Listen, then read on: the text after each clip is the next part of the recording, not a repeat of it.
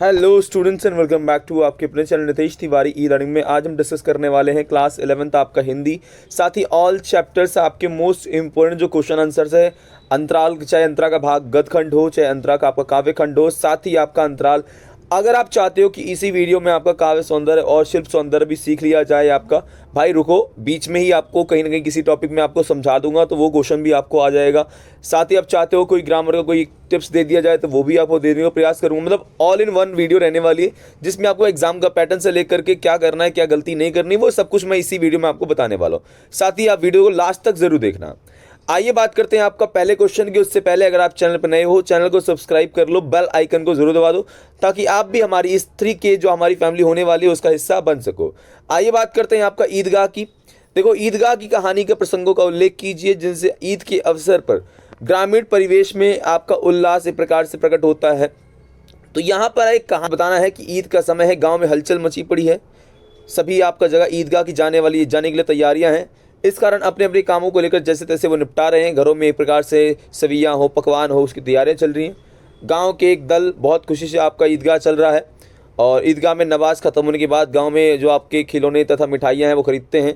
कोई झूला झूलता है, कोई आपका एक प्रकार से घोड़े की सवारी करता है, कोई आपको घोड़े की सवारी करता है। जब वे आपस लौट करके गाँव जाते हैं तो गाँव में फिर हलचल मच जाती है और इन प्रसंगों ने ईद के अवसर की ग्रामीण परिवेश का उल्लेख किया है। ये सारी बातें आपको पहले टॉपिक में पता चलेगी। अगला क्वेश्चन हमारा आता है, हामिद ने चिमटे की उपयोगिता को सिद्ध करते हुए क्या क्या तर्क दिए। हामिद ने क्या क्या कहा कि भाई मेरा चिमटा बहुत बढ़िया है।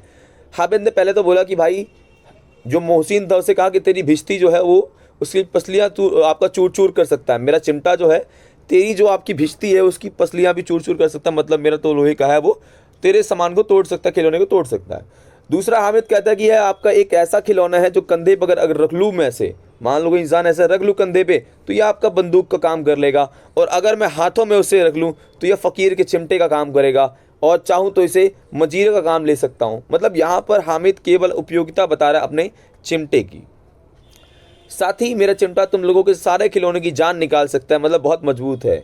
मेरा चिमटा आपका बहादुर शेर है। मेरा चिमटा आग में, पानी में, तूफान में और एक प्रकार से आंधी में, सब में बराबर खड़ा होगा या रहेगा। ये बात हामिद कहता है, और एक प्रकार से हामिद की ये बुद्धिमत्ता ही कह लो, आप तर्क शक्ति कह लो, कि अपने दोस्तों को एक प्रकार से वो इस तरीके से बता पाया, कह पाया। तीसरा क्वेश्चन आपका है, बच्चे हामिद ने बूढ़े हामिद का पाठ खेला और बुढ़िया अमीना ने बालिका अमीना बन गई। बालिका अमीना से लेखक का क्या आशय है? सिंपल है, यहाँ पे जो हामिद आपका है बूढ़े हामिद का पाठ कैसे खेला, तो बुढ़िया जो अमीना है बालिका अमीना बन गई थी, क्योंकि जो छोटा सा आपका हामिद है वो आपका असीम त्याग है, सद्भाव है, विवेक का परिचय दे रहा था। तो वो सारी की सारी चीज़ें हामिद के लगातार निकल रही थी, और ये आत्मीयता के अनुभव देकर अमीना गदगद हो गई कि यार हामिद इतना समझदार है, मतलब चीज़ें समझ पा रहा है। उसके हृदय में आपका उपजे गहरे स्नेह ने उसे एक प्रकार से मूक बना दिया। बिल्कुल चुप सी हो गई अमीना की, यार ये क्या हो गया, क्योंकि अमीना जी जो थी वो दादी थी आपकी हामिद की। उनकी आंखें भर आई थी और हामिद की प्राणों के सम्मान, एक प्रकार से बुद्धिमत्तापूर्ण कार्य के सामने वह स्वयं को एक बालिका के समान जो है अनुभव करने लग गई थी। अगला क्वेश्चन हमारा है कि उन्हें क्या खबर कि चौधरी आज आंखें बदल ले तो यह सारी ईद जो है मुहर्रम में बदल जाएगी। मतलब जो ईद का समय है ये मुहर्रम में बदल जाएगा। बच्चों को इस बात का पता नहीं था कि ईद जो है वो चौधरी के कर्ज से लेकर पैसे की बदौलत मनाई जा रही है। मतलब आज जो ईद मनाई जा रही है वो एक चौधरी नाम का एक गाँव का जो रईस आदमी होता है उससे पैसे लेकर के ईद ये लोग उधार में ही मनाया करते थे। तो अगर चौधरी वो पैसे ना दे तो ईद आपका नहीं मनेगा। उसी प्रकार से यदि आपको चौधरी पैसे देने से मना कर दे तो सारी खुशियां जो है वो मुहर्रम या मातम में बदल जाएंगी। ये बात कहने का प्रयास किया है। अगला क्वेश्चन हमारा है, सिद्धेश्वरी ने अपने बड़े बेटे रामचंद्र से मझोले बेटे मोहन के बारे में झूठ क्यों बोला? तो देखो, सिद्धेश्वरी गरीबी से जूझ रही थी, परिवार में एक प्रकार से एक साथ रखना चाह रही थी। इसी कारण उन्हें बड़े बेटे से आपका रामचंद्र से मंझोले बेटे जो आपका मोहन था उसके बारे में झूठ बोला। सबसे सजीव आपका पात्र दृढ़ता का उदाहरण सहित वर्णन कीजिए। मतलब आपका दोपहर का भोजन जो है उसमें सबसे सजीव पात्र कौन सा है? तो सबसे सजीव जो पात्र आपका है, सजीव पात्र, वो सिद्धेश्वरी है, क्योंकि एक निम्न परिवार की गृहिणी है जो भीषण गरीबी का एक प्रकार से प्रकोप झेल रही है, लेकिन गरीबी के एहसास को मुखर होने नहीं देती है। आज आने परिवार पे नहीं देती कि भाई परिवार को पता चले कि हम गरीब हैं, लेकिन सबको पता ही था वो बात। तो स्थिति इतनी खराब हो गई, परिवार को आधा पेट आपका खाना खा कर रहना पड़ रहा था, बहुत मुश्किल थी। वहाँ पर एक प्रकार से वो नहीं हारती हैं और किस प्रकार से चीज़ों को और असीम जो शारीरिक और मानसिक यातना सिद्धेश्वरी झेलती हैं, उस कहानी के बारे में बताता है कैसे जो सजीव आपका सिद्धेश्वरी है एक सजीव पात्र हमारी हैं। अगला क्वेश्चन हमारा है, कहानी के उन प्रसंगों का उल्लेख कीजिए जिनमें गरीबी की विवशता झलकती है, आपकी झलकती है। बात सच है, देखो वैसे तो पूरी कहानी ही गरीबी पर आपका है, लेकिन कुछ ऐसे मौके होते हैं जहाँ पर सिद्धेश्वरी अपने पति और लड़कों को भोजन कराना, वह गरीबी के कारण आधा पेट आपका भोजन करा करते थे। मुंशी जी फटे पुराने आपका कपड़े पहनते थे। सिद्धेश्वरी मात्र एक रोटी खा करके पानी पी करके काम चलाया करती थी। घर का सांप का मक्खियों से आपका भर रहा था। आंगन की एक अलगानी एक गंदी साड़ी टंगी रहती थी जिसमें कई आपका पैबंद आपके लगे हुए थे। इस तरह से आपको गरीबी की जो झलक है सिद्धेश्वरी के घर में दिखती है और काफ़ी ज़्यादा मतलब इमोशनल आपकी स्टोरी है ये। पूरी एक दूसरे के विषय में सदस्यों से झूठ बोला करती थी और परिवार को जोड़ने का अनर्थक प्रयास किया था। तो क्या है, देखिए सिद्धेश्वरी जो है गरीब परिवार उनका था, बहुत ज़्यादा गरीबी से पीड़ित थे और वो लोग नहीं चाहते थे कि परिवार में जो कलेश पैदा हो जाएं आपके, इसलिए एक दूसरे के विषय में वो झूठ बोला करती थी और अनाथक प्रयास करा करती थी घर में इस समस्या आई बिना। इस प्रकार आपकी परिवार की जो गृहिणी है उसका फ़र्ज पूरा निभा रही थी, साथ ही अपने घर के सभी सदस्यों को एक साथ रखने का कर्तव्य भी जो सिद्धेश्वरी जी हैं वो निभा रही थी। रमाकांत आम बोलचाल की ऐसी भाषा का प्रयोग करते हैं जिसमें कहानी की मूल संवेदना उभर कर सामने आ जाती है। बिल्कुल सही बात है। अगर हम रमाकांत जी की बात करें तो उनको कहानी में अच्छी पकड़ थी, सरल सहज और आम बोलचाल की भाषा का इस्तेमाल करते हैं जिसमें कहानी में संवेदना पूरी तरीके से हमारे सामने आ जाती है कि भाई कहानी क्या है। प्रस्तुत कहानी में अनेक बार ऐसे आपके आम बोलचाल की भाषा का इस्तेमाल किया गया था, जैसे कि सिर्फ अपने बड़े बेटे से मझोले के लिए झूठ बोलती है, किसी लड़के के यहाँ पढ़ने गया है, आता ही होगा, दिमाग उसका बड़ा तेज है और उसकी तबीयत जो है 24 घंटे एक प्रकार से पढ़ने लगती रहती है।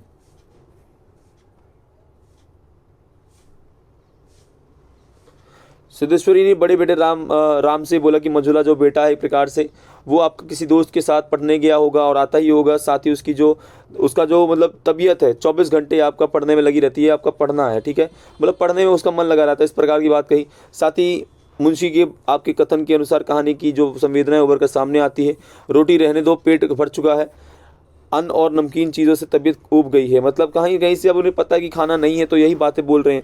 साथ ही बड़ा बेटा रोटी लेने से मना करते हुए कहता है कि तुम्हारी बड़ी तारीफ़ कर रहा था और कह रहा था कि मोहन बड़ा दिमागी होगा, उसकी तबीयत एक प्रकार से 24 घंटे एक प्रकार से पढ़ने में लगी रहती है। तो ये मतलब मंझोले से तारीफ़ कर दी। साथ ही इस प्रकार स्पष्ट है कहानी में आम बोलचाल की एक भाषा का प्रयोग जिसमें कहानी की संवेदना पूरी तरीके से समझ में ये उभर के सामने हमारे आते कैसे वो एक दूसरे के बारे में झूठ बोल करके परिवार को बचाने का काम करती हैं। रामचंद्र, मोहन और मुंशी जी रोटी खाते समय रोटी न लेने के बहाने क्या करते थे और कैसी व्यवस्था थी।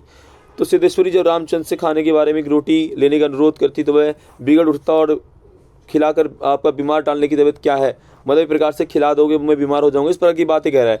इस प्रकार जब मोहन को रोटी देने की बात करते तो वह धीरे धीरे उठता और वह भूख भी नहीं और रोटी तूने ऐसी बनाई है कि खाई नहीं जाती, कि भूख नहीं है मुझे और रोटी ऐसी बनाई है कि मैं खा नहीं सकता हूँ, ये मोहन कह देता था।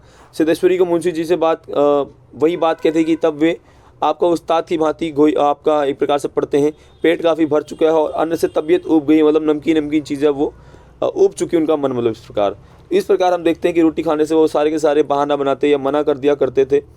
ये सारे पॉइंट्स आपको दिखाते हैं कैसे गरीबी की व्यवस्था की वजह से आधा पेट खा करके जीवन को वो लोग जी रहे, तो ये बातें आपको वो लिख देनी है। टॉर्च बेचने वाली कंपनी का नाम सूरज छापी क्यों रखा, तो लेखक टॉर्च बेचने वाली कंपनी का नाम सूरज छाप इसलिए रखता है क्योंकि जो आपका अंधेरा होता है यह है, अंधेरा आपका दूर करने की बात करता है। और दूसरा सबसे पहले वह इसी नाम से टॉर्च बेचा करता था आपका। 5 साल बाद दोनों दोस्तों की जो मुलाकात है किन परिस्थितियों में होती है, तो दोनों दोस्त एक टॉर्च बेचने का काम शुरू कर देते हैं। 5 साल में धंधा जो है काफ़ी अच्छा चल जाता है। 5 साल उसका दोस्त नियत स्थान पर नहीं गया तो टॉर्च बेचने वाला उसकी तलाश में निकल पड़ा। दोनों ने मिलने का वादा किया था लेकिन आपका टॉर्च बेचने वाला तो खाली था, लेकिन धर्मोपदेशक जो था वो हज़ारों श्रद्धालुओं के बीचों बीच प्रवचन दे रहा था। वहीं उन दोनों की मुलाकात पहली बार हुई और जो मंच में एक प्रकार से किस प्रकार से वो उसको अंधेरे के दूर करने की बात, टॉर्च बेचने की बात कर रहा था, तो वो सेम वही है। और पहला जो दोस्त है वो धर्मोपदेशक था जो विराजमान था, धर्म की बात कर रहा था। सुंदर रेशमी उसके एक प्रकार सज्जा थी, लंबी दाढ़ी थी और लंबे केश उसने बनाए हुए थे, भव्य पुरुष बना हुआ था। इस प्रकार से फिल्मों के संत के समान वो आकर्षक रहा था। क्या लग रहा था? आकर्षक लग रहा था। और मंच पर विराजमान भव्य पुरुष को से कह करके आज मनुष्य की आत्मा में अंधकार भर गया है और उसे एक प्रकार से आंखों की ज्योति बन चुकी है। अंतर में एक प्रकार से बुझी आपकी शाश्वत ज्योति तुम्हारे भीतर ही है, मैं जगाना चाहता हूँ, मतलब भव्य पुरुष ही लोगों को कह रहा है। सेम इस तरह की बातें जो आपका है, टॉर्च बेचने वाला भी टॉर्च बेचने के लिए लोगों को डरा करके, अंधकार का डर दिखा करके टॉर्च अपना बेचा करता था। दोनों समान ही है वैसे। भव्य पुरुष ने कहा कि जहाँ अंधकार वहीं यही प्रकाश है। मतलब उसका तात्पर्य है कि भव्य पुरुष पहले तो प्रवचन सुनने वालों को कहकर भयभीत किया कि उसकी आत्मा में अंधकार है, उनकी आत्मा में ये प्रकार से आपका आंखें खुलनी चाहिए। मनुष्य की आत्मा भय और पीड़ा से त्रस्त है। जब इस बात को सुनकर उपस्थित लोग भयभीत हो गए तो उनसे भाइयों और बहनों, हारो मत। एक प्रकार से यहाँ पे प्रकाश है, मतलब वो खुद बता रहा है कि मैं प्रकाश ला दूंगा। भव्य पुरुष कहता है कि निराशा में ये आशा की किरण है। अंतर में छाए अंधकार में डरने की आवश्यकता नहीं है, क्योंकि अंधकार दूर करने के लिए हम लोग ये व्यवस्था लाएंगे। मतलब मैं आपका अंधकार दूर कर दूंगा, आप मुझे पैसा आओ, मुझे पैसे वैसे दो, इस तरह की बातें ही समझ लो ये कहना चाह रहे हैं यहाँ पर। अगला क्वेश्चन आपका है कि भीतर के आपके अंधेरे की टॉर्च बेचने और सूरज छाप टॉर्च बेचने में क्या अंतर है। देखो, सूरज छाप जो टॉर्च आपका था वो सिंपली एक रोजगार, छोटा सा एक माध्यम था, पेट भरने का माध्यम से रोजगार था। लेकिन टॉर्च बेचने वाला किसी चौराहे पर मैदान में थोड़े से लोगों को किस प्रकार इकट्ठा कर लेता था, नाटकीय अंदाज में उनको अंधेरे का डर दिखाता था और उनको ये टॉर्च बेच दिया करता था, है ना। सूरज छाप कुछ टॉर्च बेच करके इसी प्रकार गुजारा अपना चला लिया करता था। लेकिन वहीं पर जो आपका एक भव्य पुरुष था, वह बहुत बड़ी मात्रा में समाज के वर्ग के लोगों को आपका बेवकूफ़ बनाता था। बड़े बड़े लोगों को उनका चरण स्पर्श उसका करते थे। जब उपदेश देने के लिए वो मंच पर आपका आकर्षक वेशभूषा में विराजमान होता था, हजारों श्रद्धालु जुट जाया करते थे, तो वहाँ पर धन दौलत उसके पर निछावर कर दिया करते थे। तो अत्यंत सुख वैभव के साथ वो आनंदपूर्ण जीवन जी रहा था। दोनों में यही एक अंतर आपको देखने को मिल जाएगा। अगला क्वेश्चन आपका है, चमेली को गूंगे ने अपने बारे में क्या बताया था और कैसे। तो भाई देखो, चमेली को गूंगे ने अपने बारे में बताया था कि उसका बाप मर गया, उसकी माँ उसे छोड़कर भाग गई, फिर उसकी बुआ फूफा ने उसे पाला और वे उसे बहुत मारते थे, चाहे वह उनके लिए बाजार में पल्लेदारी करे। गूंगे ने यह भी बताया कि बचपन में गला साफ करने की कोशिश में किसी ने उसकी काकाल में काट दिया था और कई जगह नौकरी की है और सदा मेहनत की कमाई खाई है, भीख नहीं मांगी है, और ये सब उसने इशारों के माध्यम से बताया था। गूंगे की कर्कश या काय और स्फुट ध्वनियों को सुनकर चमेली ने पहली बार क्या अनुभव किया। गूंगे की कर्कश या काय और स्फुट ध्वनियों को सुनकर चमेली ने पहली बार यह अनुभव किया कि गले में काकल तनिक ठीक नहीं हो तो मनुष्य की दशा कैसी असहाय हो जाती है और वह अपने आप हृदय से एक प्रकार से टूट सा जाता है। उसने बहुत सोचा इस बारे में। साथ ही भावों को व्यक्त करना हो तो, परंतु उसे यह नहीं पता गूंगे को अपनी स्वाभिमानी होने का परिचय किस प्रकार दिया। देखो, गूंगा जो होता है उसने सीने पर हाथ मारकर इशारा किया कि उसने हाथ फैलाकर कभी नहीं मांगा है, कभी भीख नहीं मांगी, कभी क्या नहीं मांगी है, कभी आपका भीख नहीं मांगी आपका। साथ ही भुजाओं पर हाथ रख करके इशारा किया कि अपनी मेहनत की कमाई खाई है। उसने पेट बजाकर इशारा किया कि पेट के लिए परिश्रम उसने हमेशा किया है। ये बातें आपको बतानी है। साथ ही मनुष्य की करुणा और भाव के भीतर गूंगेपन की प्रतिछाया है। कहानी के इस कथन को वर्तमान सामाजिक परिवेश में स्पष्ट कीजिए। बात देखो, सच है कि मनुष्य की करुणा जो भावना उसके भीतर गूंगेपन की प्रतिछाया है। वर्तमान में सामाजिक परिवेश आपका किसी भी परिस्थिति में विषय में अभिव्यक्त नहीं कर पाते हैं। तो आपकी करुणा का मतलब है हमारा इमोशनल जो फैक्टर है, भाव व्यक्त करते हैं, अर्थात हमारे गूंगेपन से करुणा की भाव पैदा होती है। अगर हम गूंगापन आप में है तो करुणा का भाव जो है पैदा होता है। साथ ही आपका नाली का कीड़ा एक छत उठाकर फिर पर रख दो उसे, मतलब छत दे दो अगर उसे, फिर भी उसका मन नहीं भरेगा। चमेली का यह कथन किस संदर्भ में कहा गया और इसकी किस मनोभाव को दर्शा रहा है। तो नाली का जो कीड़ा एक आपका छत उठाकर किसी आपका सिर पर रख दो तो फिर मन नहीं भरेगा। चमेली का यह कथन जो है वो गूंगे को अपने घर में रखने की जगह को लेकर है, क्योंकि वह घर छोड़कर भाग जाता है और उसके माध्यम से हृदय जो है रोष से भर जाता है कि यार ये मैंने इसको जगह दी और वो भाग गया। यदि बसंता गूंगा होता तो उसकी दृष्टि में चमेली का व्यवहार उसके प्रति कैसा होता। यदि बसंता आपका गूंगा होता तो चमेली का व्यवहार वैसा नहीं होता जैसा गूंगे के प्रति था। गूंगा उसका कोई सगा भाई नहीं था, अतः उसके प्रति सहानुभूति तो रखती थी, परंतु मातृत्व का जो एक प्रकार से ममता का भाव था वह बिल्कुल ज़्यादा नहीं था। यही कारण कई बार उससे धुतकारा भी था और घर से भगाया था, यहाँ तक कि चिमटे से पीटा भी था। जबकि अपना सगा भाई होने के बाद बसंता द्वारा गूंगे को पीटे जाने पर भी बसंता को दंडित नहीं किया। इस प्रकार हमें स्पष्ट होता है कि बसंता अगर गूंगा होता तो उसकी जो भाव हैं, जो चीज़ें होती हैं वो डिफरेंट होती। साल पानी भरा था, उसने एक शिकायत की थी, पक्षपात के प्रति तिरस्कार था। और क्यों? तो चमेली ने अपने बेटे जो है बसंता ने, जो चमेली का बेटा मतलब बसंता था, उसने गूंगे को थप्पड़ मार दिया था। गूंगा चाहता था कि उसे मार सकता था, लेकिन उसने ऐसा नहीं किया। उसने चमेली से बसंता की शिकायत की, लेकिन पुत्र मोहवश बसंता को उसने कुछ ना कहा, जिससे गूंगे को यह ठेस पहुंची कि वह काफ़ी रोया। और बाद में वह चमेली उसके लिए खाना लेकर आई, तब गूंगे की आंखों में पानी भरा था, जिससे लगता है कि वो कोई शिकायत कर रहा था। उसके मन में पक्षपात और तिरस्कार की भावना उस समय थी। इस तरह की चीज़ें देखिए बहुत कॉमन हो जाती हैं समाज में। गूंगा बयां और सहानुभूति नहीं, अधिकार चाहता था। बात सच है। यहाँ पे आपका जो गूंगा आदमी है वो स्वाभिमानी था। अपनी बुआ के घर अपेक्षित होने के बाद, पीटे जाने के बाद वहाँ से भाग गया। अपनी मेहनत कमाई खाता था, इशारों से बात करता था और कभी यहाँ से भीख नहीं मांगता था। इस प्रकार अगर दया का पात्र वो नहीं बनना चाहता था। बस गूंगा चाहता था कि जो परिश्रम वो कर रहा है उसके बदले उसे चीज़ें मिले, और वो सम्मान चाहता था, वो अधिकार चाहता था कि दया सहानुभूति का नाम नहीं दिया जाना चाहिए। उसे लगता था कि उसके अधिकार का हनन हो रहा है, और यह उसी प्रकार से वो इस चीज़ से बहुत ज़्यादा दुखी हो जाया करता था।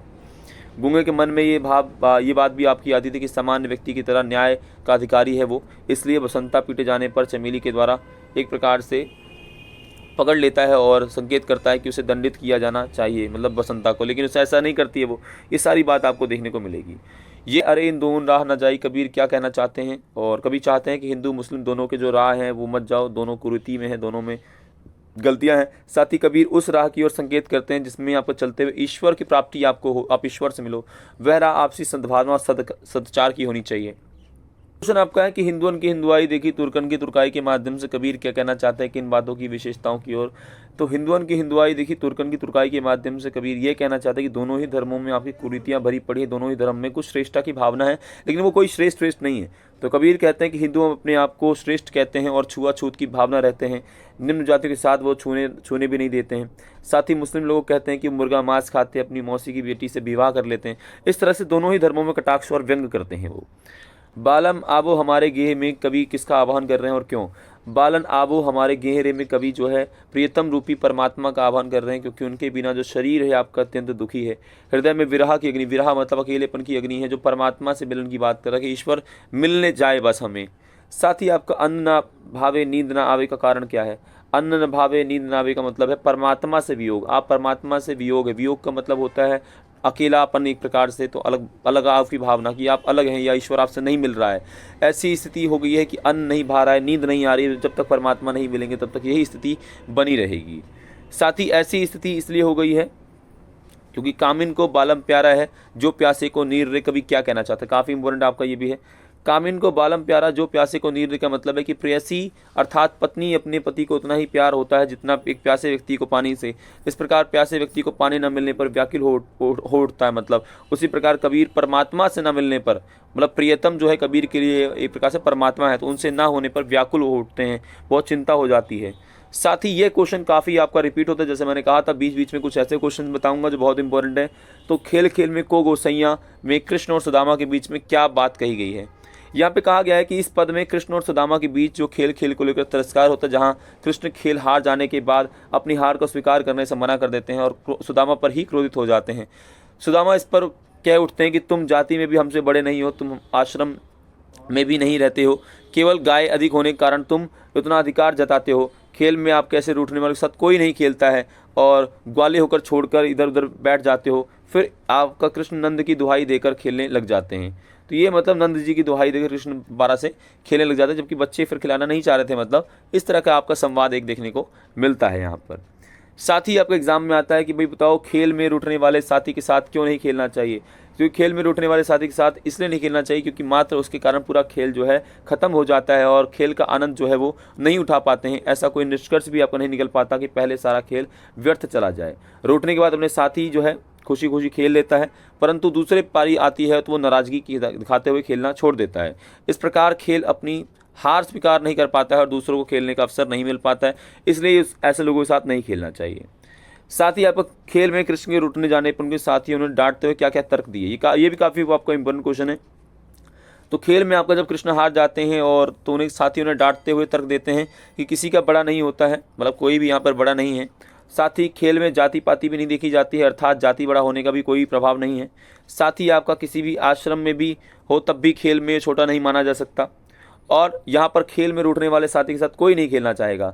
साथ ही कृष्ण ने नंद बाबा की दुहाई दे करके खेलना फिर शुरू कर दिया था। क्वेश्चन यही आपका अगला बनता है कि कृष्ण ने नंद बाबा की दुहाई देकर क्या मतलब क्या चीज़ कही। तो कृष्ण सुदामा और अन्य साथियों के साथ खेल रहे थे, वे खेल में हार जाते हैं, सुदामा की जीत हो गई, परंतु वे हार स्वीकार नहीं कर पा रहे। परिणाम स्वरूप वो एक प्रकार से यहाँ पर क्रोध करने लग गए और कृष्ण अपनी सारी जो पारी खेल चुके थे परंतु सुदामा को अपना दांव नहीं देना चाहते।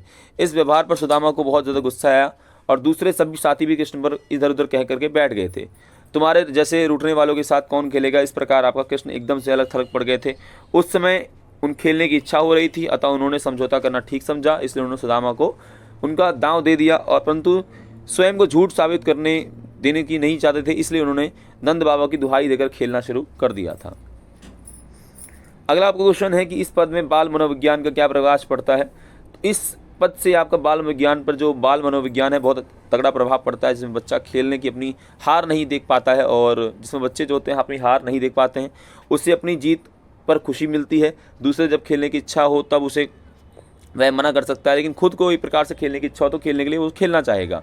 लेकिन इस बात का भी ध्यान रखता है कि वही कहीं वह झूठा सिद्ध ना हो जाए, और यही कृष्ण भी होते हैं कि सिद्ध मानते थे कि मैं गलत हूँ, पर वो झूठा सिद्ध भी नहीं होना चाहते। ये सारी बातें आपको बतानी है। ये भी आपका इंपॉर्टेंट क्वेश्चन है कि गिरिधर नार नवाती, मतलब नवारती का मतलब यहाँ पर यह है कि जैसे जो आपका बांसुरी है, किस प्रकार से कृष्ण को वो घुमा रही है, तो ये आपका उसके बारे में है। गिरधर नाव नचावती जो आपका है सखी का आशय है कि मुरली ने कृष्ण को इस तरह अपने अधीन कर लिया, अपने अंदर कर लिया है, इतना चतुर होने पर भी कृष्ण जो है उनकी गर्दन को झुका रहे हैं, और ऐसा लग रहा है कृष्ण पर कोई कृपा कर दी है और बोझ एक प्रकार से कर दिया। किसने? आपका बांसुरी ने। कृष्ण के लिए आपका गिरिधर शब्द का प्रयोग किया गया, और सखी जो है वो कह रही हैं कि जिस कृष्ण की गर्दन जो है पर्वत को उठा लेती, वो भी आपकी झुक गई है किसके सामने? मुरली के सामने, मुरली की सरलता के सामने। तो ये कृष्ण को नचा रही है, सारी बातें इसमें बोली गई हैं। अगला क्वेश्चन आपका है कृष्ण के अंधेरों की तुलना मेष से क्यों की है। ये कृष्ण ने अंधेरों की आपकी तुलना कृष्ण ने आपका अंधों की तुलना मेष से क्यों की है। तो कृष्ण के जो आपके अधर है अत्यंत कोमल है, जब वे उन पर रखकर आपका मुरली बजाते हैं, क्या है? मुरली बजाते हैं, तब मुरली आपके अंधरों की ठीक ऊपर आपकी पड़ी लेटी हुई होती है, अवस्था में होती है। ऐसा आभास होता है कि मुरली उन अधरों पर सो रही है, और इसी कारण कवि जो कल्पना है कृष्ण की कोमल आपके नरम जो आपके मुलायम एक प्रकार से सेज की तरह है, तो मुरली उन पर सो रही है, मतलब मुरली जो है आपके उनके जो फेस है वहाँ पर लगभग सो रही है। ये बात मतलब कवि कहना चाह रहे हैं। अगला क्वेश्चन, हंसी की चोट और सवैये में कवि ने किन 5 तत्वों का वर्णन किया और वियोग में किस प्रकार विदा होते हैं।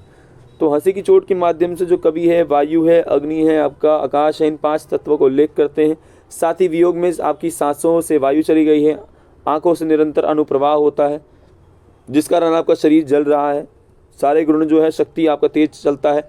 साथ ही आपका भूमि जिसमें शरीर को काश्य बनाकर चला गया है, केवल आकाश यानी शून्य तत्व प्रीतम मिलन की आशा में बचा हुआ है। ये सारे पॉइंट्स आपको लिखने हैं।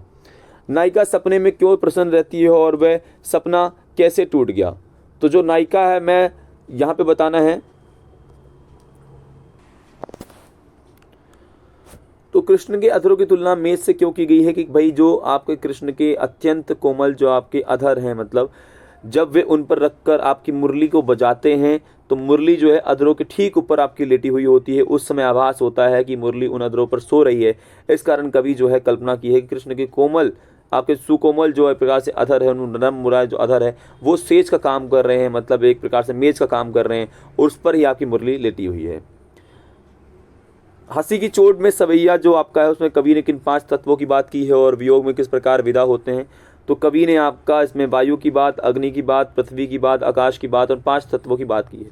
वियोग में आपकी सांसें वायु चली हैं, आँखों से अब निरंतर अनुप्रवाह है, शरीर में आपका सारा जो जल है वो निकल सा गया है, गुणों के तत्व शक्ति आपका बहुत तेज से चला गया है। साथ ही भूमि जो आपका है उसमें शरीर को आपका काश क्रैक कर दिया है, केवल आकाश यानी शून्य तत्व प्रीतम से मिलन की आशा में बचा हुआ है। नायिका सपने में क्यों प्रसन्न थी और वह सपना कैसे टूट गया। तो नायिका सपने में आपका आवाज़ हल्की हल्की जो भारी बूंदें पड़ रही थी, आकाश में गिरगिराहट आपका हुए बादल छाए हुए थे। इस समय आपका कृष्ण आकर नायिका को कहते हैं कि चलो आज झूला झूलते हैं। नायिका बहुत प्रसन्न हुई, लेकिन जैसे ही वो आपके प्रकार से वो उठना चाहती थी और अभागी नींद उसकी उसी समय खुल गई, मतलब कृष्ण के साथ वो जाना चाहती लेकिन उसी समय नींद खुल गई और इस कारण से उसका सपना टूट गया और उसे बहुत दुख हुआ। ये क्वेश्चन आपका कई दफ़ा आया हुआ है, याद रखना इस बात को। सपना कवित का काव्य सौंदर्य आपको लिखना है। तो भाई जो सपना आपका कवित है जिसमें भाव सौंदर्य आपका जो है आपको बताना है कि रस श्रृंगार रस में वियोग और संयोग और वियोग की पक्षी के एक चित्रण आपका है, जिसमें आपको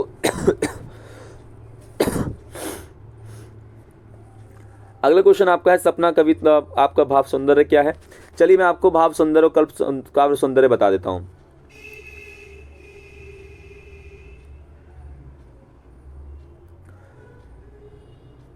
सपना कवित्व में भाव सौंदर्य लिखिए। देखिए आपका 3 नंबर में क्वेश्चन आता है, मैंने जैसा वादा किया था बीच बीच में चीज़ें बताऊंगा। मान लो कोई लाइन आ गई और उसमें वो बोलता है कि आप इसका काव्य सौंदर्य करो। क्या करो? काव्य सौंदर्य करो। तो काव्य सौंदर्य को लेकर 2 चीज़ें करनी होती। एक भाव सौंदर्य, मतलब उस लाइन ने क्या कहा है, आप याद रखना। एक होता है भाव सौंदर्य। भाव सौंदर्य मतलब उस लाइन ने क्या कहा है।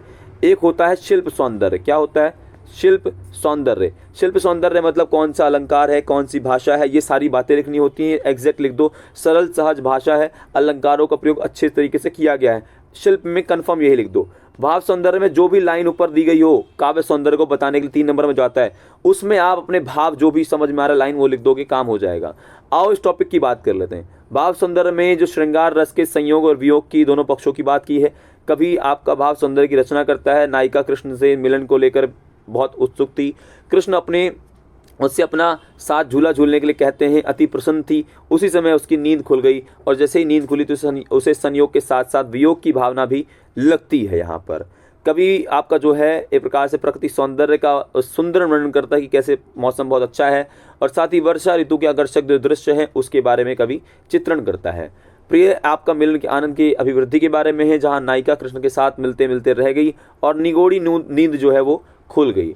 तो कवि ने यहाँ पर एक प्रकार से आपका जो चित्र एक प्रकार से चित्र है, उक्त चित्र है, उसका वर्णन किया है। साथ ही वे आपके पैरों की वाली नायिका को परंतु आपका बिना पैरों की नींद उड़ गई। मतलब यहाँ पर है कि कवि उसी तरह से एक भाव सौंदर्य की रचना करते हैं कि नायिका सो रही थी तभी उसका भाग्य जागा हुआ था, और नायिका जैसी जागी तो उसका भाग्य सो गया, मतलब उससे फिर कृष्ण से वो मिल नहीं पाई। ये सारी बातें आपको यहाँ पर लिख देनी है। साथ ही आपसे क्वेश्चन आ सकता है कि दरबार आपका सवैये में किस प्रकार के वातावरण का उल्लेख है। दरबार जो आपका सवैया है, इसमें आपका सिंपल है कि दरबारी जो तत्कालीन समाज है उसके बारे में भी लगभग भोग विलास में लगभग समाज लगा पड़ा है। कवि कहता है कि राजा, दरबारी और सभापति जितने भी लोग सब भोग विलास में डूबे पड़े हैं। सब कोई किसी को मेहनती नहीं है, सब भोग विलास वाले हैं। कोई भी आपका बात समझना नहीं चाहता है, बुद्धि भ्रष्ट हो चुकी है, और सभी रात दिन जो नाच गाना, जैसे आजकल लोग बस रात गाना नाच गाना पे ही ध्यान दे रहे हैं, यही सेम चीज़ आपके सवैये में बताई गई है। इसके साथ ही आपका देव ने दरबारी चित्रकारिता और आपके दमपूर्ण आपका जो वातावरण है उसका व्यंग किया है। बिल्कुल सही बात है, जिसमें आपका देव ने तत्कालीन जो आपके राजाओं और दरबारियों के माध्यम से लिखा है कि कैसे राजा अंधे समान हो गए हैं, दरबारी गूंगे हो गए हैं और सभासद बहरे हो गए हैं। कहते हैं राजा ने कहा रात में कि सुबह ये आपका रात है, तो मंत्री ने कहा रात है, संतरी ने कहा रात है, राजा ने जो बोला वही आपकी है। तो सिंपल ये चीज़ आपकी हो जाती है। तात्पर्य है कि राजा यथार्थ परिस्थिति को ना देखकर विवेकपूर्ण निर्णय लेता था, लेकिन दरबारी जो गण थे उसको गलत कार्य में विरोध नहीं करते थे और उसको हाँ में हाँ मिला दिया करते थे। इस प्रकार चाटुकारिता में लगे हुए थे। वे सभी सौंदर्य के पीछे पागल थे, भोग विलास के पीछे लिप्त थे। वे कहने सुनने वाला कोई नहीं था। वातावरण दुराचार, चटुकारिता और दंग से एक प्रकार से दम से भरा हुआ था।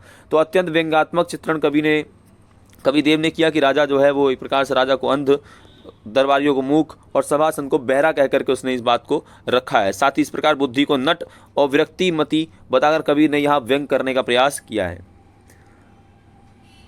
अगला क्वेश्चन आपका है कि संध्या के समय प्रकृति में क्या क्या परिवर्तन आते हैं और कविता के आधार पर बताइए। देखो संध्या के समय जो होता है परिवर्तन बहुत सारे आते हैं। सांझ की लाली आपकी पीपल के सूखे पत्तों पर पड़ती है तो आपका तांबे जैसा हो जाता है। सूरज की परछाई नदी में किस प्रकार आपका प्रकाश स्तंभ जैसी लगती है। गंगा जल केचुअल सा आपका चितकबरा सा आपका लगने लगता है। नदी किनारे आपका जो रेत आपके है वो धूल छाप रंग में आपका रंगी हुई लगती है। बादलों की छाया जो है नदी जल में आपका जो पीलापन आ देता है खास करके। और इसके अलावा आपका मंदिर में शंख और घंटे बजने लगते हैं। मंदिर की चोटी पर कलश सूर्य की लालिमा परिप्रकाश से जब जलता है, जब पड़ता है तो वो जलती हुई दीपशिखा के समान लगता है। नदी के तट पर आपका लीन विधवाएं होती हैं बगलों की तरह आपको निश्चल अवस्थित प्रतीत हो रही हैं। आकाश शांत है, लौटती गायों का एक प्रकार से खुरों उठ रही है। धूलों के समान जो धूलें उठ रही हैं गायों के लौटने से वो आपको सोने के प्रति समान लग रही हैं। पक्षी अपने घोंसलों की ओर लौट रहे हैं, किसान अपने घर की ओर। ये सारी बातें आपको बतानी है कि ये आपके संध्या के समय का वातावरण है। चलिए यहाँ पर एक चीज़ और बताता हूँ। अगर आपको क्वेश्चन आता है कि आपको प्रसंग आपको व्याख्या करनी है। प्रसंग व्याख्या के लिए आपको 4 चीज़ें यूज़ करनी है। पहला आपको संदर्भ यूज़ करना है। संदर्भ मतलब लेखक और कहानी कौन है, क्या बोल रहा है। दूसरा आपको यहाँ पर यूज़ करना है आपका संदर्भ कर लिया। अब आपको प्रसंग यूज़ करना है। क्या यूज़ करना है? प्रसंग मतलब थोड़ा सा बताओ कहानी के बारे में, रफली बता दो क्या है कहानी। तीसरा आपका आ गया व्याख्या। तीसरा क्या बताओगे? व्याख्या जो भी आपको उस लाइन से समझ में आ रहा है तो आप प्रसंग को व्याख्या बता दो, भैया ये है इस कहानी में मैं जानता हूँ। चौथी चीज़ जो आपको बतानी होती है वो है विशेष। क्या है? विशेष। विशेष की फिक्स लाइन मेरे से सुन लो, बोल दो, अलंकारों की छटा दर्शनीय है, सरल सहज भाषा है, सरल सहज भाषा है। यहाँ तक ये बता दो, रसों का प्रयोग बहुत उपयुक्त है, रस का प्रयोग बहुत अच्छे से किया गया है। जो लाइनें हैं वो लय आत्मक है, लय आत्मक का मतलब गाने योग्य है। ये बातें आप उसमें लिख देना, बिल्कुल परफेक्ट। तो कोई सा भी लाइन हो ऐसा ही फॉर्मेट रखोगे, पूरे मार्क्स मिलेंगे। साथ ही पंत जी ने आपका नदी के तट पर जो वर्णन किया है अपने शब्दों में बताओ। तो नदी के जो तट है वहाँ पर आपका रेत की हवा झोंके आते रहते हैं जो आपके सोप की आकृति धारण बन चुकी है। साथ ही उभरे भाग में प्रकाश पड़ता है परंतु नीचे गहरे भाग पर प्रकाश छाया पड़ती है, जिससे रूप और जो आपका रेत है। पंत जी ने नदी के तट का जो वर्णन किया अपने शब्दों में बताओ। तो भाई सिंपल है कि भैया उन्होंने नदी के तट पर फैली हुई रेत और उसके झोंकों में जो प्रकार से आकृति बनती है उसके बारे में बताया है। और उभरे हुए भाग को प्रकाश पड़ रहा है परंतु आपका गहरे आपके जो हिस्से वहाँ छाया पड़ रही है। साथ ही आपका रेत जो है वो धूप छाँव के रंग में रंगी हुई है। साथ ही नदी के तट पर बूढ़ी विधवाएं हैं, जाप कर रही हैं, बगुले आप भी आपका लीन हैं और निश्चल आपकी अवस्थिति में प्रतीत हो रहे हैं। अगला क्वेश्चन है, बस्ती के आपके छोटे गांव में अवसाद के किन किन उपकरणों का व्यक्त किया गया है। तो बस्ती में छोटे से गांव में आपके अवसाद से बने मिट्टी के पके हुए आपके खपड़ों के बारे में छाया हुआ घर है। डिबड़ी का जो प्रकाश आपका धुएं देती हैं, लाला की फटी हुई पुरानी कपड़े हैं और कुत्तों के भौंकने और सियार के हो करने का आपका एक जो माध्यम है वो व्यक्त किया जा रहा है। साथ ही आपको अगला बताना है कि लाला के मन में उठने वाली दुविधा के अपने शब्दों में बताओ। तो लाला के मन में जो एक प्रकार से गरीबी, दुख, अपमान, खेद, दीर्घकालीन भूख, प्यास, सारी इच्छाएं निकलती हैं। यहाँ पर बनिया सोच रहा था कि वह अपनी शहर में बनियों की तरह उन्नति करते हुए धनवाद साहूकार क्यों नहीं बन जाता। वह पुनः सोचता है कि उसके जीवन में उन्नति के लिए साधनों में किसने रोका है। यह कभी तात्पर्य है कि समाज में समता लाने के लिए यह जानना जरूरी है किस कारण से कस्बों गाँव में रहने वाले निर्धन लोगों और शहरी जीवन के बीच उन्नति एक प्रकार से कर पाते हैं और साथ ही कौन कौन सी उन्नति में चीज़ें बाधक बनती हैं। अगला क्वेश्चन आपका है, लेखक ने अपने 5 मित्रों को जो शब्द चित्र प्रस्तुत किया और उनके अलग अलग व्यक्तित्व की झलक थी, तो उसके फिर भी वे घनिष्ठ मित्र कैसे हैं। तो देखिए यहाँ पर लेखक अपने 5 मित्रों के व्यक्तित्व की झलक देते हैं और साथ ही कहते हैं कि साथ रहते हुए, आपस में रहते हुए 2 साल में इतने नज़दीक हो गए, जीवन भर का साथ बन गए। साथ ही लेखक वहाँ पर काफ़ी उसके 5 मित्रों के जीविका के अलग अलग साधन अपनाए थे। व्यक्तित्व को आपस में जोड़ने के लिए सूत्र एक प्रकार से शब्द का प्रयोग वो करते हैं जिसमें आपका हंसमुख स्वभाव था। लेखक ने गुण अपने पहचान के लिए व्यक्तित्व में की। साथ ही डॉक्टर मनाथारी का लड़का था, अरशद का चेहरा हमेशा हंसता रहता था, हामिद आपका कंबर खुश मिजाज गप्पी था, अब्बास अहमद हंसने का दिलकश अंदाज था, अब्बास अली फ़िदा पर बहुत गर्म लहजा था। ये सारी चीज़ें आपको याद रखनी है एक तरीके से।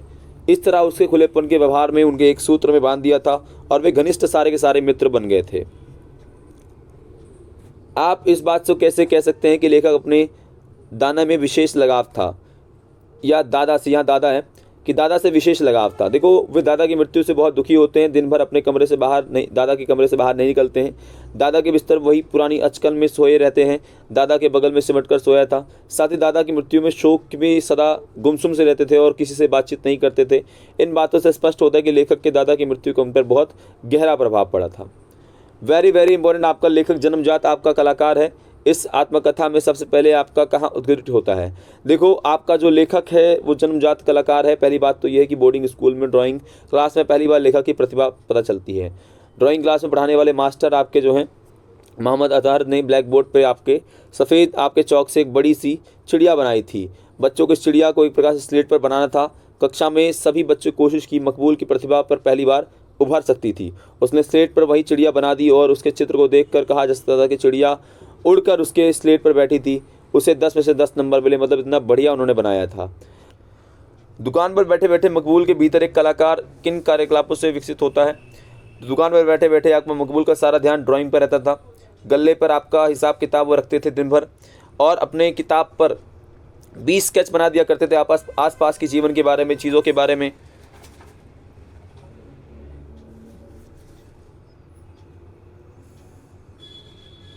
दुकान पर बैठे बैठे मकबूल के भीतर कलाकार उनकी क्रियाकलापों से किन क्रियाकलापों से निकलता है। आपको बताना, दुकान पर बैठे बैठे मकबूल जो है सारा ध्यान जो है ड्राइंग और पेंटिंग पर रहता था। गले में जब आपका हिसाब किताब आपका रखने के बाद वो आपका किताब में 20 स्केच बनाते, वहाँ के आसपास के जीवन के बारे में स्केच उकेरते थे, मतलब बनाया करते थे। साथ ही स्केच में दुकान के सामने अक्सर आपका उघट डाले आपके गुजरने वाले मेहरानी आपके, या फिर आपका गेहूं की बोरी उठाए मजदूर हो, पचवाली आपकी पगड़ी का स्केच हो, पठान की दाढ़ी आपका हो, उसके बारे आपका सजदे के निशान लोगों के माथे पे जो हो, बकरी के बच्चे का स्केच हो, सारी की सारी चीज़ें वो लगभग अपनी ऑयल पेंटिंग में बना दिया करते थे। ये बातें आपको बतानी हैं। साथ ही अब कोल्हापुर की आपका शांताराम की फिल्म, आपका सिंहगढ़ के पोस्टर को देख करके उनके मन में ऑयल पेंटिंग करने की जो इच्छा है वो बढ़ती है। सारा सामान खरीद कर अपनी पेंटिंग बनाई और सारा सामान खरीदने के बाद अपनी किताबें जो हैं वो बेच देते हैं उसके लिए। साथ ही अगला क्वेश्चन आपका आता है कि मकबूल फ़िदा हुसैन अपनी आत्मकथा में प्रचार प्रसार के पुराने तरीकों में क्या संकेत करते हैं। प्रचार प्रसार के पुराने तरीके बहुत सिंपल थे कि पहले आपका रानी बाज़ार में चाचा की दुकान हो, इस फिल्मी इश्तिहार के माध्यम से जो घटना है उसका जिक्र हुआ करता था। शांताराम की जो फिल्म है सिंहगढ़, उसमें इश्तिहार और टांगे पर किया जाता था। वहाँ पर आपका साइलेंट जो मूवी है, मूक मूवी है, उस शहर में चलने वाले के लिए इश्तिहार जो टांग में एक प्रकार से बस स्टैंड में गली कूचों में गुजरता था, मतलब जो भी आपका टांगा हुआ करता था। ये तरीके लगभग स्टार्टिंग के रहे थे। कला के प्रति लोगों का नज़रिया कैसे आपका था और अब कैसा है। कला के प्रति लोगों का नज़रिया आपका रिवायती यानी परंपरागत था। लोग आपका केवल आपके राजे और महाराजे और अमीरों के अय्याश दीवानों के सजाने का काम मानते थे। आम जीवन में उसका कोई संबंध आपका कला का नहीं था। कला के प्रति लोगों का नज़रिया व्यापक परिवर्तन हुआ है, लोगों की मानसिकता बदली है। कला के प्रति लोगों का समर्पण, समाज में अब आदर की भावना आ गई, लेकिन पहले नहीं थी। दुनिया के अधिकांश आपके जो देश है वहाँ कला जो है एक प्रकार से प्रतिभा, कला पढ़ाई के साथ साथ नहीं महत्व माना जाता है। कला के क्षेत्र में जीवन बेहतर संभावना देखी जा रही है। लोगों का जीवन यापन आपका जो है वो बेहतर आपका होता जा। साथ ही आपका आम जो आदमी है वो भी प्रसिद्धि कलाकारों की कृतियों के प्रतिकाया भी एक प्रकार से अब प्रतिकृति लगाता है, उन्हें अच्छी अपनी दीवारों पर लगाता है। महान प्रसिद्ध कलाकारों की जो आपकी कृतियाँ हैं उनको अकल्पनीय आपका मूल्य में बिकती भी है, बहुत पैसा मिलता है। इस प्रकार अगर हम देखें तो कला के प्रति लोगों का नज़रिया बहुत ज़्यादा बदला है। अब यहाँ पर एक क्वेश्चन आपका आता है, ये बताओ ज़रा कि पाठ में जो मकबूल के पिता है उनके व्यक्तित्व की कौन सी बातें उभर के सामने आती है और लेखक मकबूल की व्यक्तित्व के बारे में कोई बात बतानी है। पहली बात ये कि पाठ में मकबूल के पिता के व्यक्तित्व की कौन सी आपकी बातें उभर के सामने आती है और मकबूल के पिता के व्यक्तित्व की कौन सी विशेषताएं। तो पहली बात तो ये कि आपका बहुत सारा आपके प्रकार से प्यार करते थे और दादा की याद में बुरी तरह मकबूल खोए रहते थे। तो समानता आप बताइए कि उन्होंने बड़ोदरा के जो बोर्डिंग स्कूल है वहाँ आपका दाखिला करवाया, वहाँ सड़कों के बीच रह करके दिल लग जाता था। जोर जबरदस्ती करने का आग्रह वातावरण आपको बदल कर बेटे की मानसिकता आपकी बदली उन्होंने, कि अब प्रकार से बोर्डिंग स्कूल में डाल दिया जहाँ पर थोड़ा मानसिकता उनकी बदले। दूसरी विशेषता है अपने बेटे की योग्यता और प्रतिभा को पहचानना था। ऑयल आपकी जो पेंटिंग है वो चीज़ें उनको दे दी जिससे वो आपका मकबूल उन्हें गले लगाकर लिया था। और मकबूल प्रेरणा के स्रोत एक प्रकार से बेंद्रे साहब को कहने पर मकबूल के लिए मुंबई से आपको ऑयल ट्यूब और कैनवास आपके मंगवा दिए थे इन्होंने। साथ ही तीसरी विशेषता समय पर आगे आकर सोचने की क्षमता थी। मकबूल ने उनकी आपका रोशनी ख्याली कहा और साथ ही आर्ट के क्षेत्र में करियर बनाने के ढेर सारे पारंपरिक जो बंधने हैं उसको तोड़ने के लिए मकबूल को प्रोत्साहित भी किया था। उसके अलावा बताइए, संतान के भविष्य को चिंता में देखते हुए दादा की मृत्यु के बाद उनको एक प्रकार से बोर्डिंग भेजा, जैसा हमने कहा। उसके साथ ही धार्मिक व्यक्तित्व, मकबूल के पिता एक धार्मिक व्यक्ति भी थे और उनके बेटे के साथ पढ़ाई के साथ साथ मजहबी आदमी भी थे, मतलब मज़हब की बात, तालीम देने की बात भी करते थे। रोज़ा नमाज रखते थे और आचरण अच्छे थे उनके, पवित्रता पर बल दिया करते थे। साथ ही आपका तीसरा लास्ट बता दीजिए, दूरदर्शी थे। उन्हें पता था कि आपके प्रसिद्ध चित्रकार आपका बेंद्रे को अपने अब्बा से मिलवाया और बेंद्रे ने मकबूल के काम पर एक प्रकार से शाबाशी दी थी और मकबूल के अब्बा को बात समझ में आ गई। और दूसरे दिन उन्होंने न्यूटन के ऑयल आपके ट्यूब्स और कैनवस की चीज़ें मंगवा दी थी। इस प्रकार से यहाँ पे आप कह लीजिए कि मकबूल के उज्जवल भविष्य की नींव रखी और तमाम पुरानी परंपराओं को तोड़ा और बेटे को कहा कि जाओ और ज़िंदगी को रंगों से भर दो। ये सारी की सारी आपको चीज़ें वहाँ देखने को उनकी मिलती हैं। आशा करता हूँ आपको पॉइंट समझ में आए होंगे, कि क्वेश्चन समझ में आए होंगे। चैनल पर नए हो, चैनल को सब्सक्राइब कर लो, बेल आइकन को जरूर दबा दो। जय हिंद, जय भारत दोस्तों।